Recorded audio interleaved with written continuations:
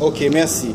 On va maintenant répéter, on répète encore, le poisson, les œufs, un œuf, une omelette. Oui, assis, une omelette. Le dessert. C'est à peu près la même chose pour le dessert et le désert. El desierto. Et j'ai aussi ce problème en anglais. Dessert, dessert. Je ne fais pas la différence vraiment. Desierto en anglais, c'est comment? The dessert. Dessert. Desierto en anglais. Dessert. Et postre? Dessert. The dessert, the desert. Maintenant, en anglais, en français, allez-y. El desierto, primero. Le désert. Ouais, on a CETA. Le désert. Non. Le désert. Todo e. Ouais, le désert. El desierto. Todo abierta. Le désert. Le désert. Le désert. Con una sola T. El desierto. El postre. Le dessert. Una con Z. Désert. Et una con doble S. Dessert. Le dessert. El postre. Le dessert. On reprend le dessert. Le dessert. Le dessert. Le désert. Está diciendo los dos igual. Trabaja con esto. Okay? Merci. Et le fromage. Le gâteau. La glace. Qu'est-ce que c'est glace en espagnol? Non. Helado. Glaçon. Glaçon. Et glace, c'est on ne dit pas boire, mais manger. Je vais manger une glace. Voilà. C'est bebel helado, tomate. Comer, lo mismo en français. On dit manger une glace. D'accord? Crème, c'est crema. Crème, c'est crema. Mais glace, c'est helado. Et glaçon, avec cédilla, c'est hielo. Le glaçon, avec cédille. On répète, s'il vous plaît, la glace, les fruits, une orange, une banane. La soupe de légumes. La soupe de poisson. Veneno, sopa de veneno. La soupe de poisson. Très bien. Donc je reprends pour les internautes qui nous suivent. On a dit que pour en espagnol veneno, c'est poison, et pescado, poisson, pescado, poison, veneno. Merci. Le potage, le pain. Merci. Expression goûter. C'est délicieux. C'est excellent. Para no decir excellent, c'est excellent. Ouais, ENT, enfant. C'est excellent. Très bien. C'est très bon. Oui, question, José? Qu'est-ce que c'est le potage? Potage, c'est végétales. Et comment dire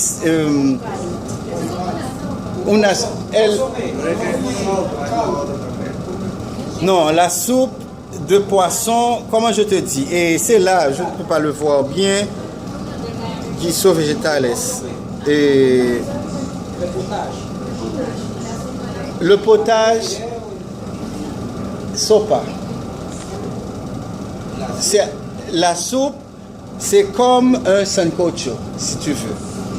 Ok? Mais le potage, c'est ce que vous faites avec, par exemple, sopita suave. Une suave, tu appelles le potage. D'accord? De rien. Répétez. C'est délicieux. C'est excellent. C'est très bon. C'est bon. Ce n'est pas bon. Ce n'est pas bon. C'est mauvais. Está malo. C'est mauvais. Está malo. C'est très mauvais.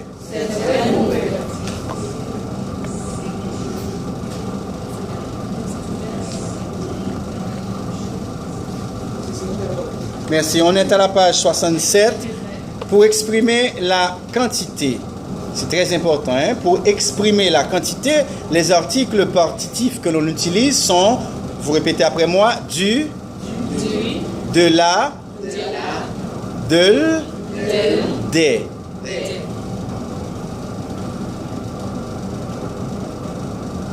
Je voudrais un café, s'il vous plaît. Je n'aime pas le café. Tu veux du café? Très bien. Pourquoi on a utilisé du? C'est parce qu'on parle de quantité. Chaque fois, dans votre idée, vous pensez quantité de pain, quantité d'argent, quantité de femmes, quantité de... Toujours, mettez toujours un de, le partitif de. Mais je pense qu'en espagnol, malheureusement, on n'utilise pas ça. Ouais, quiero café. Mais le français dit, je veux du café. Pourquoi? Parce qu'il parle de quantité. Quelle quantité vous voulez? Chaque fois que vous allez utiliser un mot dans lequel il faut appeler votre bon sens à la quantité, cantidad, vous utilisez du. Si c'est masculin. Si c'est féminin, qu'est-ce que vous utilisez? De la. Ici c'est pluriel, que ce soit masculin pluriel, féminin pluriel, on utilise des, D-E-S, D-E-S-C, des. Quiero manzanas. Je veux manzanas, des pommes. Quiero manzana. Je veux pomme, c'est féminin. Je veux de la pomme. Quiero agua. Je veux de l'eau. De l'eau. Parce que l'eau commence avec une voyelle.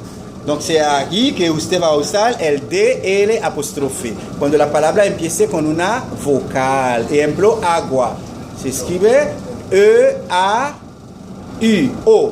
Quiero agua. Je veux de l'eau. Répétez, je veux de l'eau. Je veux du café. Je veux, bon, non pas là aussi, mais pas prononcial. Je veux de la bière. C'est levé ça, mais non pas là. Ça, 15 años. Je veux de la bière. De la bière. Pourquoi de là? Parce que je parle de quantité. Cada vez que usted vaya a hablar de cantidad, usted usa du para masculino si el sustantivo es masculino, de la si el sustantivo es femenino y de si el sustantivo es plural, que sea masculino, femenino, plural, usted diga de. Je veux de l'eau, je veux du café, je veux de la bière, je veux blablabla. Ok. Et on dit attention, ten cuidado. Du café. Ahora, si l'on va poner la forma negativa, usted no va decir du, vous dites de. Exemple, je ne bois pas de café. Porque aquí no está hablando de cantidad, sino en sentido general. Yo no tomo café. Yo no digo una cantidad, es que yo no tomo nada de eso. Yo repito, se dice du café. Pero si usted va a ponerle la forma negativa, usted dice de café. Es una lengua muy cosa de verdad. Y hay gente que hace esos errores sin saber. Entonces, para los que saben inglés, el du es el some. I want some water. Donc, le français, comme l'anglais, le demande, le some, le partitif, mais l'espagnol, que es raro, encuentro muy raro, no lo pide. Donc, yo quiero de café. Yo quiero café. ¿Verdad que sí? No se dice yo quiero de manzana. Yo quiero manzana. El español, el francés, el inglés lo pide. Aquí pone el partitivo que es some. En inglés, I want some more, I want some money, I want some woman, I want some bla bla bla. Mientras que el español no lo pide. Merci beaucoup. Para los que saben inglés, para hacer l'action. Merci. Attention, du café. Je ne bois pas de café. Je ne bois pas alors pas le nom, de la soupe. De la soupe. On parle de quantité. Maintenant, si vous allez le mettre à la forme négative, vous dites, il ne mange pas de soupe. Y se verraro a decir, il ne mange pas de la soupe. Ok? On met l'article, c'est quand on parle de quelque chose spécifique. On ne met pas l'article quand on parle de sens général. Quand tu dis de soupe, tu parles de sens général. Cualquier sopa. Cualquier, c'est de. Sin el artículo. Lo mismo como, no se pone el artículo cuando está hablando de un sentido general. Es por eso mismo. Entonces, yo repito, si se pone a la forma negativa, se dice de soupe. Afirmativa, de la soupe. Il ne mange pas de soupe. Est-ce que tu manges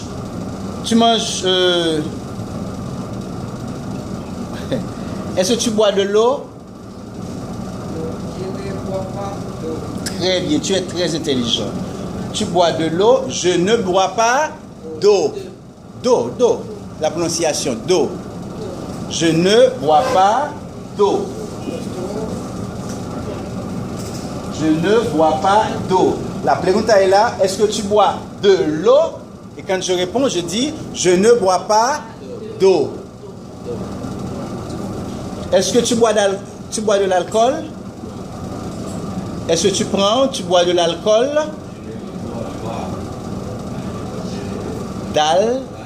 D'alcool. Non, je ne bois pas d'alcool.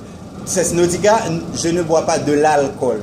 Non, je ne bois pas d'alcool. Est-ce que tu comprends? Entienden todo. Qui no entiende? Levante la mano para explicarlo.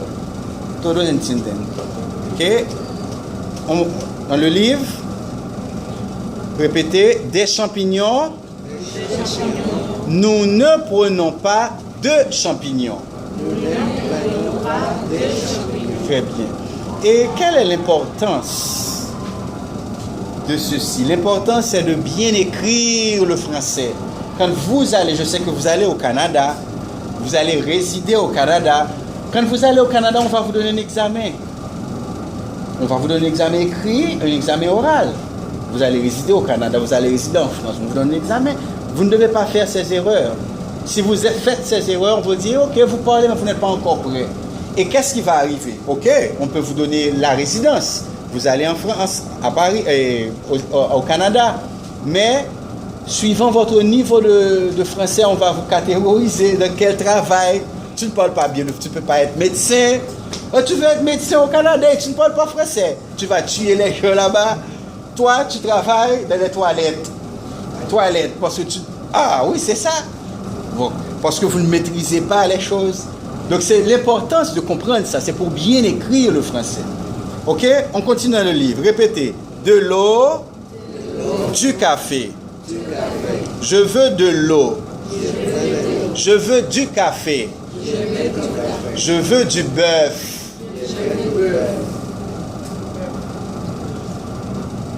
Des verres d'eau. Vasos de agua. Des verres d'eau. Des tasses de café.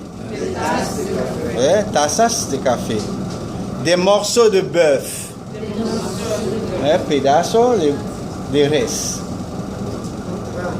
Des tranches, très bien. Tu parles français. Des tranches de bœuf. Des morceaux de bœuf. Mais tranches, on dit surtout pour pain. Des tranches de pain. Tu vois? Des tranches de fromage.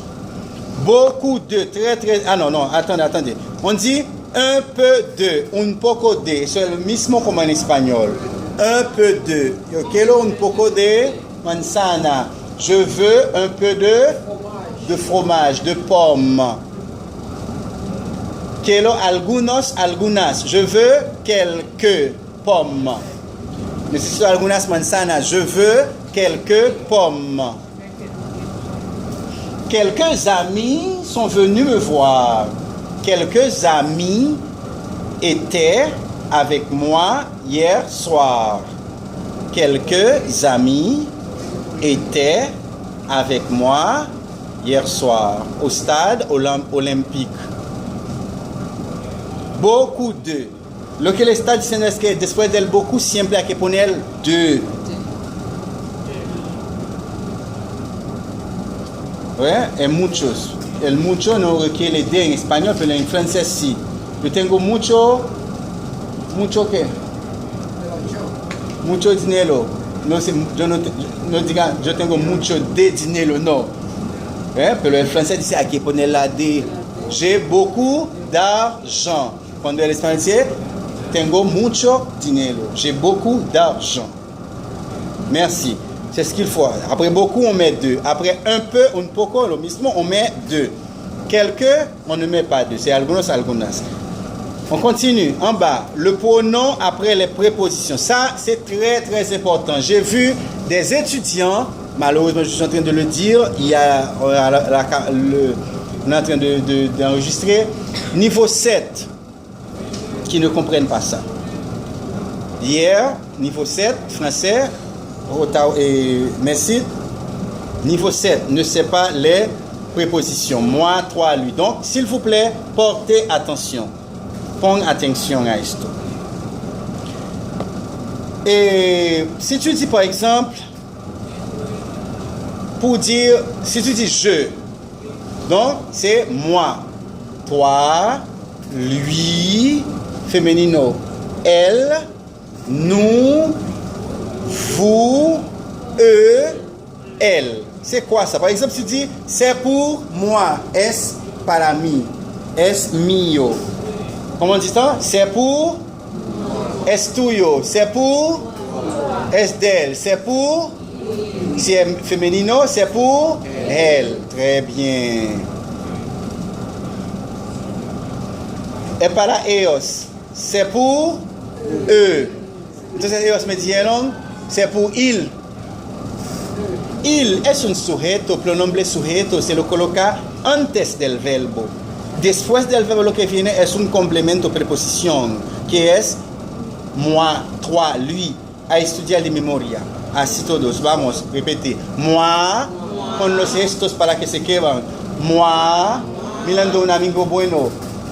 Toi, apuntando a un varón. Lui, una hembra. Él, nuestro. Nous, vuestro. Vous, para ellos. Pour eux, ellas, elle. Eso del inglés sería del them. Them, ok? Mine, no, them. For them, para ellos. It's for them. It's for them. It's for me, for you, for him. Eso. Ok? Her es elle. Yes, object pronoun. C'est les pronoms, mais on dit les pronoms, les pronoms compléments. Répétez. Oui, c'est ça. Oui. Tony. Moi, toi. C'est pour maîtriser ça. Parce que qu'est-ce que j'ai pu voir? Il voulait dire pour lui, para elle. Y el estudiante nivel 7 me dijo pour il.